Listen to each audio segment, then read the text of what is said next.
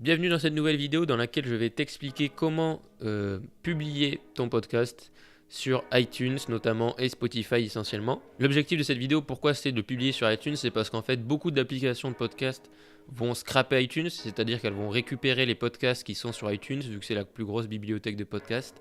Donc l'objectif c'est de le mettre sur iTunes et ensuite il sera récupéré par d'autres applications. Mais tu vas voir qu'il faut aussi le mettre sur Spotify parce que les gens utilisent essentiellement ou Spotify ou iTunes et Apple Podcast. Et que pour ça, on va utiliser Ocha. Alors, je te recommande d'utiliser Ocha. Pourquoi ? Faut savoir que j'ai testé trois services qui sont donc SoundCloud, Pipa et Ocha. Des trois que j'ai testés, c'est Ocha le meilleur. Donc, c'est vraiment un spécialiste de l'hébergement de podcasts. C'est français. Il propose plein d'options bien. Donc, tu as un stockage illimité. Tu vois, tu n'as pas de palier de stockage. Tu peux gérer très simplement tes podcasts. Tu peux les publier partout. Donc voilà, vraiment, tu peux avoir des visuels, tu peux avoir une page pour ton podcast. Ça fait plusieurs mois maintenant que je teste Ocha et c'est vraiment très très fiable. Et pour ce qui est du prix, donc tu as un test gratuit, ensuite c'est 11€ par mois ou 99€ par an avec 3 mois offerts. Je te recommande vraiment de payer un service d'hébergement parce que de toute façon, si tu héberges sur SoundCloud, tu vas devoir payer et le service est beaucoup moins bon. En fait, tu payes SoundCloud et là tu vas payer Ocha pour qu'ils hébergent ton podcast, mais qu'ils te donnent plein de choses en plus, à savoir une page, à savoir des analytics vraiment poussés et plein de bonnes choses que tu vas pouvoir intégrer à différents endroits. Donc voilà, je t'invite vraiment à utiliser Ocha. Il faut savoir que j'avais utilisé Pipa avant, donc ça c'est Pipa. Et eux, ils ont au final un prix qui est assez similaire, mais tu vas voir que c'est avec des options limitées. Donc si tu veux toutes les options, en gros, il va falloir payer $50 par mois. Alors que là, c'est 11€ et tu as déjà toutes les options. Donc voilà, je t'invite à utiliser Ocha. Ensuite, on va se retrouver donc dans l'écran de configuration. Je vais un peu te montrer rapidement Ocha. Donc là, c'est là où tu as tous tes épisodes. Tu vois, ça peut remonter jusqu'aux anciens. Alors les anciens, ils n'étaient pas sur Ocha, mais quand tu vas t'inscrire, ils vont automatiquement récupérer tous tes anciens épisodes, juste en donnant ton flux RSS. Donc si tu avais déjà un podcast, ça c'est bien. Mais je pense que si tu es là, c'est que tu n'en as pas. Ici, tu as tous mes autres podcasts, voilà. Et ensuite, pour ajouter un épisode, c'est très simple. Tu as un bouton ajouter un épisode. Tu choisis un fichier, peu importe. Et donc là, tu vas pouvoir renseigner un titre, mettre une extension ici et tout simplement rajouter du blabla, une description, des liens, à peu près tout ce que tu veux. Et ici, mettre des tags pour pouvoir lier les épisodes entre eux. Donc pour la cover, pour la photo de couverture, si tu as une vignette spéciale pour chaque épisode, tu peux la mettre. Moi j'utilise la même à chaque fois. Tac, non c'est celle-là il me semble, voilà c'est celle-là. Donc là on va mettre là, voilà, et là on va mettre exemple. Tac, donc ici tu peux mettre des tags, il suffit, je sais pas si tu veux mettre communication. Voilà par exemple, tu peux en mettre jusqu'à 5. Là, tu vas avoir différentes options qui vont s'afficher. Donc, si tu as un podcast qui est sous forme de série avec un épisode 1, 2, 3, 4, je t'invite à faire créer une saison ici. Sinon, si c'est juste un épisode à la suite, mais qu'ils n'ont pas forcément d'ordre d'écoute particulier, tu peux laisser en non classé. Là, tu peux spécifier si c'est une bande-annonce, un bonus ou un épisode normal. Ça, c'est pour les applications de podcast essentiellement qui vont reprendre ce terme-là. Et là, tu peux mettre, donc si tu parles de contenu explicite, donc de sexe, tu dis beaucoup de gros mots, de drogue, etc., ce genre de choses. Si tu dis quelques gros mots dans des épisodes, ça vaut pas le coup d'activer l'option. Hein. Mais si c'est vraiment très centré là-dessus, ou que tu dis un gros mot par phrase, bah là, il vaut mieux activer l'option parce que sinon, iTunes, par exemple, quand ils vont scanner ton podcast, s'ils détectent que tu parles de contenu explicite et que tu n'as pas officiellement déclaré que tu en parlais, ils peuvent supprimer ton podcast. Donc voilà, je t'invite à le faire si c'est le cas. Confidentialité, là c'est si tu veux que ton podcast soit en non répertorié par exemple, ou en privé.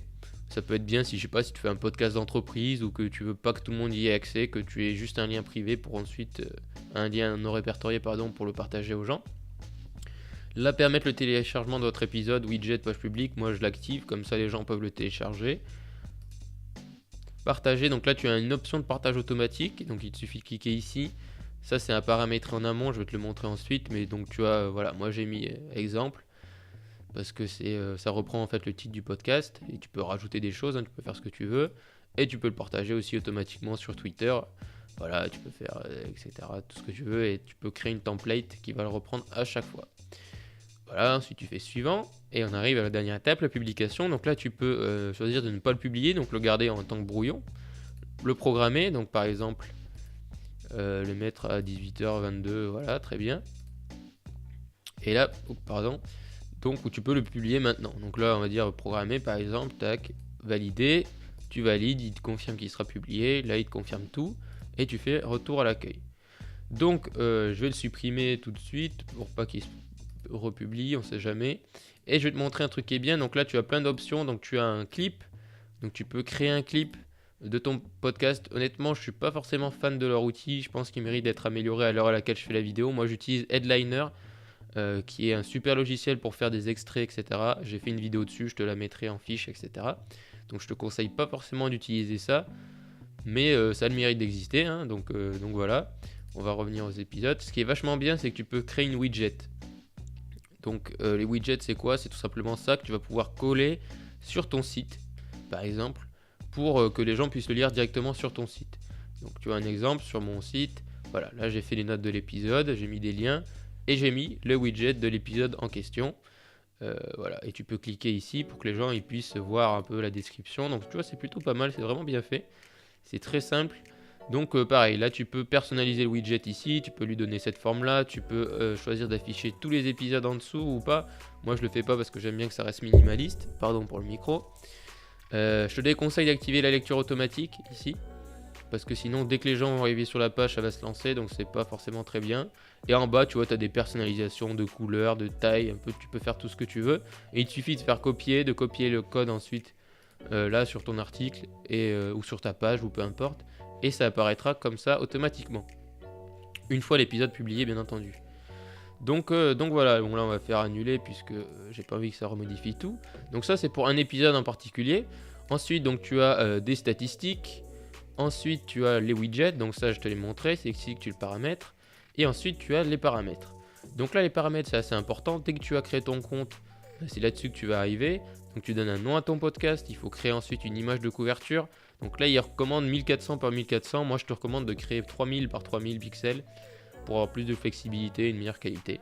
Mais si tu fais du 1400 par 1400 c'est pas très grave, hein. Moi j'ai uploadé du 3000 par 3000 et tu vois ils le prennent très bien. Ici la description de ton podcast, la langue, la catégorie, si c'est épisodique ou serial. Donc serial si c'est comme une série Netflix, il faut que ça soit regardé dans l'ordre, donc là tu sélectionnes un des deux. Là tu peux activer le nombre d'écoutes sur les pages au chat, sur les widgets, tac, lien externe, donc là tu peux renseigner tous les liens vers les différentes plateformes d'écoute, Spotify, Apple Podcast, ça c'est Google Podcast, Deezer, mettre ton site, ton Twitter, etc. La diffusion, donc ça c'est l'option que je te disais, que je te conseille d'activer vivement. Si tu cliques là, ça va automatiquement partager et créer ton podcast sur Spotify, donc c'est très très intéressant. Il suffit de cliquer ici, donc fais-le absolument, sinon tu te coupes d'une grande audience. Donc là c'est tu peux récupérer, tu vois, mon ancien feed, mon ancien flux RSS était chez Pipa, comme ce que je te montre au début, donc c'est ce que j'ai mis pour qu'il récupère tous mes épisodes, tu vois, importer. Donc il avait tout récupéré. Donc ça c'est si tu veux récupérer un ancien podcast. Là c'est ton nouveau flux RSS, donc ça c'est très important. Donc je te le conseille de le garder précieusement, de le copier dans un fichier note par exemple, pour pouvoir le réutiliser. Donc là c'est ce qui va nous intéresser. Donc là encore tu peux renseigner ce qui va être utilisé par iTunes, tu vois, donc la description, ton site web, ça tu le laisses, JB Podcast tu peux le laisser, et voilà, l'auteur, l'adresse mail, etc. Là encore tu te demandes si ça contient du contenu explicite, là encore tu renseignes tout ce qu'il faut. On va revenir là-dessus juste après, mais je vais te montrer. Donc là c'est le partage automatique, c'est ce que je te montrais, donc tu vas pouvoir lier tes comptes Twitter et Facebook et ensuite donc créer un paramétrage par défaut. Ça c'est si tu as des saisons, donc tu peux gérer tes saisons ici. Et là c'est important, la page de ton podcast. Donc Ocha te donne la possibilité de créer une page pour ton podcast. Donc même si tu n'as pas de site internet, au final tu en as un en moins pour ton podcast, parce que ça va tous les référencer au même endroit. Donc voilà. Là tu vas créer donc l'URL de ton podcast, tu vas pouvoir personnaliser la couleur de ta page. Voilà, voir aux visiteurs, je vais te montrer ensuite ce que ça veut dire, voir aux visiteurs de votre page si vous avez différentes émissions, parce que tu vois, j'ai plusieurs podcasts, donc ça, j'ai activé oui. Hop, on va le laisser. Là, tu peux mettre d'autres émissions, tu vois, si tu en as. Enfin, d'autres podcasts d'Ocha que tu veux recommander sur ta page. Donc là, tu personnalises tout ça et tu peux faire ouvrir la page pour voir le résultat. Et donc, une fois, on arrive ici, donc sur la page de JB Podcast. Donc là, ce sera le tien, avec ta description et tous tes épisodes ici. Et si tu en as plusieurs, là, tu vois, tu as tous mes autres podcasts qui s'affichent ici également. Donc, tu vois, c'est super simple d'avoir un podcast sur Ocha. Franchement, je t'invite vraiment, même si tu n'as pas forcément beaucoup de moyens, mais vraiment payer un service comme ça, c'est vraiment ultra utile et ça te simplifie la vie. Parce que tu peux le faire de manière gratuite et artisanale, mais vraiment, ça vaut pas le coup. Et tu n'auras pas toutes ces options intégrées, donc voilà. Et puis, c'est pas très cher, 11 € par mois pour le service rendu, c'est très bien. Le rapport qualité-prix est excellent. Donc ensuite, une fois que tu as tout paramétré ici, tu vas pouvoir copier ton flux RSS qui se trouve là et l'amener sur iTunes pour que ton podcast soit sur iTunes et donc sur plein d'autres plateformes. Donc tu vas sur podcastconnect.apple.com, voilà, où tu tapes Podcast Connect sur Google, ça va t'amener au bon endroit. Tu te connectes avec ton identifiant iTunes ou tu en crées un si c'est pas le cas. Et donc tu vas arriver, donc toi tu n'en auras pas là normalement si tu n'as jamais créé de podcast. Et tu vas cliquer sur la flèche plus, copier ton flux RSS ici, faire valider et soumettre en haut à droite. Donc là je vais juste le copier mais je vais pas... oups, je ne l'ai pas copié d'ailleurs. Pas bien du tout. Où il est, voilà. Bah, copier, tac. Hop là, voilà, tu fais valider, soumettre. Je vais pas le refaire parce que c'est le même donc il va me dire qu'il y a un bug. Mais voilà, tu fais valider, soumettre, il va te demander si c'est bien la bonne photo, il va te montrer la photo, la description, et ensuite tu fais soumettre, voilà, une fois que c'est fini. Et ensuite, ça va s'afficher comme ceci, donc tu auras la photo de ton podcast et tu auras un statut qui sera écrit donc en attente de validation, quelque chose comme ça. Et voilà, tu vois, c'est ça, soumis pour vérification, prêt pour soumission, donc ça, prêt pour soumission, c'est quand tu reviendras, quand tu auras juste mis ton flux RSS. Et ensuite, soumis pour vérification, c'est quand tu auras cliqué sur soumettre dans l'étape précédente et actif, refusé, masqué ou échec de la validation.